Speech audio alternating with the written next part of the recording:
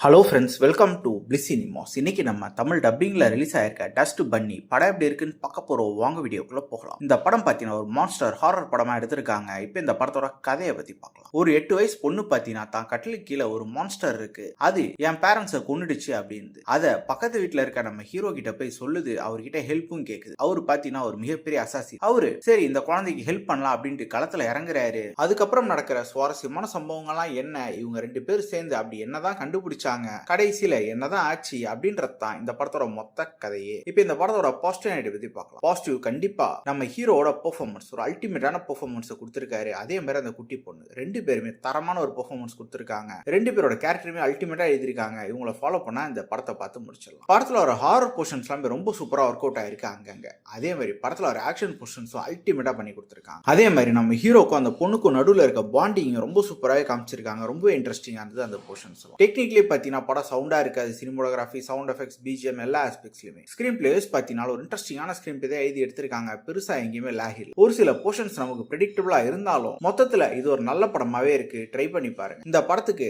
IMDbல 6.5 கொடுத்திருக்காங்க. நம்மளோட ரேட்டிங் கண்டிப்பா 7 மார்க். இந்த படம் ஒரு R rated மூவி. ஸோ ஃபேமிலியோட பார்க்கறத அவாய்ட் பண்ணிக்கோ. இன்னொரு வீடியோல சந்திக்கலாம். தேங்க்யூ.